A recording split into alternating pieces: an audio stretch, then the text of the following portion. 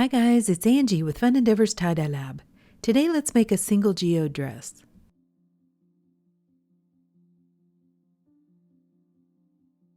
I've prepped the dress like normal and I have it turned inside out. This dress is an Old Navy brand dress and it's one of the 3-tiered dresses. They dye up really nicely because they're 100% cotton. The two things you see hanging out on the side of the dress, those are the pockets. I'm only going to do a single geode on this dress, so I'm going to find an area where I would like for the center of that geode to be, pinch that part of the dress, lift it up off the table, and then I'm going to slide my hand down to the bottom, and that's where I'm going to start tying. I used my washable marker to make a mark on the center where I'd like for the center of that geode to be. It's really easy as I'm roughing up the fabric and tying the dress from the bottom to kind of lose track of where I want that center to be. I'm using sinew to tie this geode design because of the wax coating that sinew has. Whenever I tie a line of sinew and tie it really tightly, it will lock down on the fabric and not allow any dye underneath that area. As I tie my lines, I'm varying the distance between the lines. I want it to look more natural, so I'm making part of them close together and some of them a little further apart.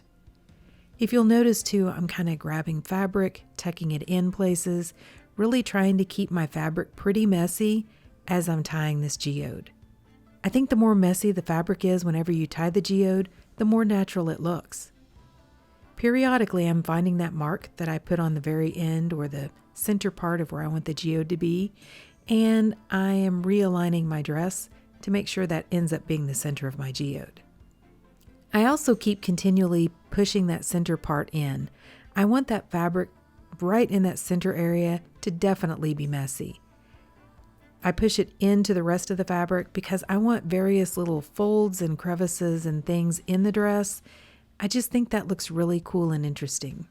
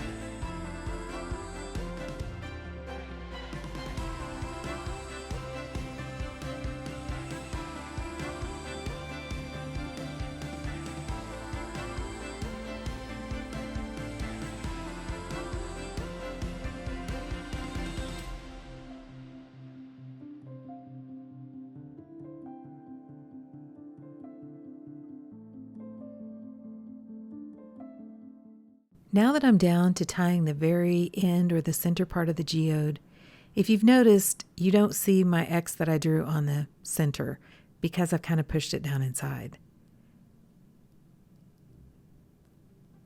I'm also going to take my sinew, and as I'm wrapping right at the very end portion, I'm going to go between the fabric and divide my geode center into two different areas.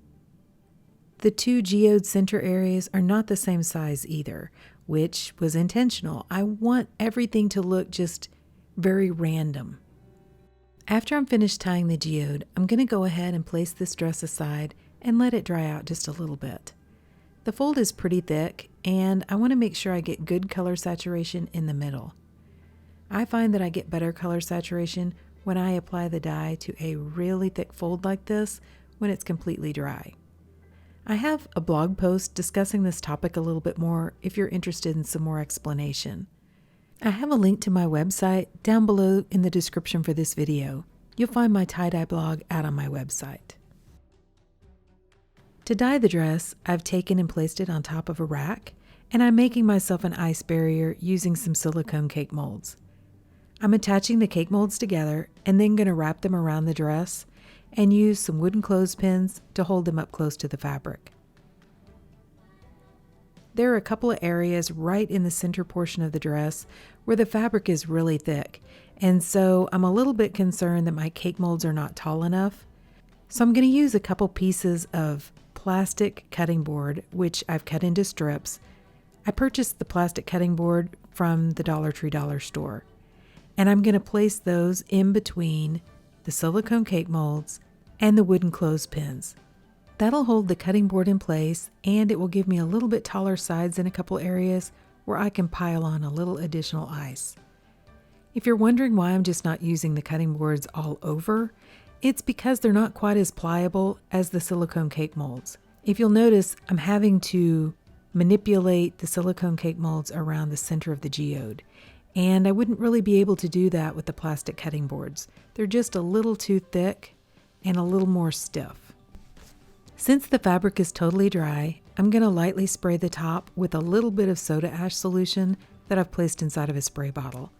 That's going to help the dye stick to the top a little bit better.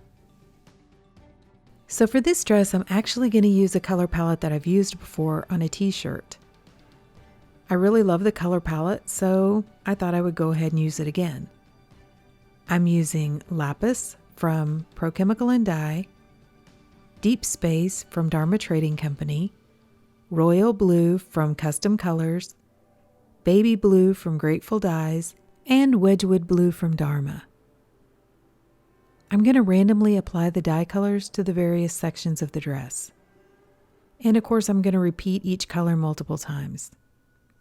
I know this isn't a really large color palette like I normally use when I make geodes. But like I said, I've used this one before. It's really pretty, so I'm going to do it again. My baby blue is a little bit chunky, so I'm kind of stirring it up and trying to break up some of the big areas or big chunks.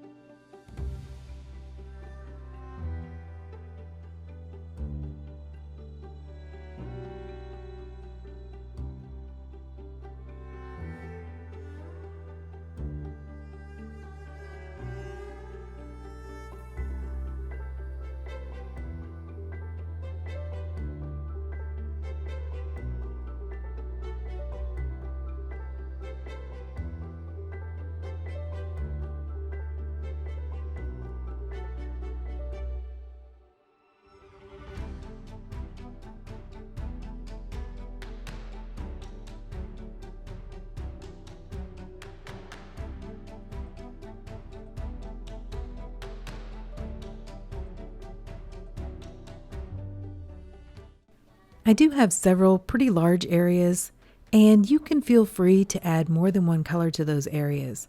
I've done that to at least one of these large spaces that I have, kind of added one color to half of the space and another color to the other half. It makes for an interesting effect on the dress or on the shirt, whatever you're dyeing. Now I'm going to add an additional sprinkle of soda ash over the top and add on a layer of ice. If you'll notice, I have ecru from Pro Chemical and Dye sitting over with the rest of my dyes. I didn't add that to the dress or to the sections of the dress, but I'm going to put a really pretty heavy coat of that over the top of the ice. It's a pretty mild color, but it splits out really cool. It's got a little bit of a green hue to it, kind of taupe color, and it will fill in and give a little bit of dimension to my geode. Then I'm going to place the dress aside and allow the ice to melt. After the first layer of ice melted, I went ahead and added a second layer of ice and allowed it to melt as well. I had the dress in a really warm space, and I kept it there for probably about 12 hours, but I really needed to go ahead and rinse out the dress. So I was going to do some hot water irrigation, but my sprayer wasn't working properly. So I actually just took the really hot water and poured it over the top of the dress. Then I took the dress into my utility sink and I continued rinsing it in hot water. I didn't really need to rinse in cold because I had already poured a whole bunch of hot water over the top, so any of the soda ash that was in my dress has probably already been washed out. Then I untied the dress and continued rinsing it in hot water to rinse out the excess dye that didn't bond with the fabric. Instead of rinsing for a long time, I went ahead and placed some really hot water in my utility sink, a little bit of Blue Dawn dish detergent, and allowed the dress to soak. When the water cooled off, I changed it out and I continued that soaking process until my water was remaining almost clear. Then I put the dress, along with some Dharma's professional textile detergent, into my washing machine, and I washed it using a hot water cycle. Okay, so the dress has been washed and dried, and let's see what it looks like. Okay, so what do you guys think? I really like this one. Like I said, I've used this color palette before, and it just never disappoints. I think it's so pretty. Remember, I didn't add like any browns or anything except for the ecru that I added over the top. And that's where all of those little brown bits are coming from. That's one of the reasons why I add that over the top, because I think that's really cool how that kind of mixes in and adds just enough depth and dimension that it really makes it look almost like a rock. I mean, which is what I was going for. I was going for the geode look. So when I look at this dress laid out and not on the mannequin, when I look at the center geode portion, I think it looks like fish in a fishbowl. I mean, the one down at the bottom is almost even shaped kind of like a little fish.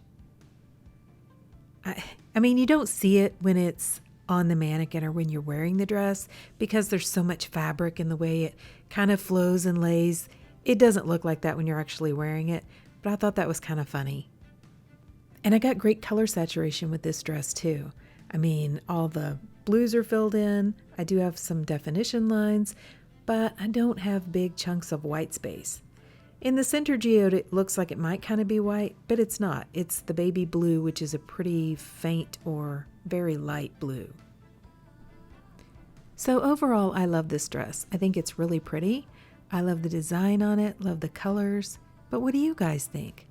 Please drop me some comments down below and let me know. And if you've enjoyed watching the video and seeing me dye this dress, I sure would appreciate it if you would like it and if you'd subscribe to my YouTube channel. If you'll hit the bell, you'll receive a notification whenever I upload a new video.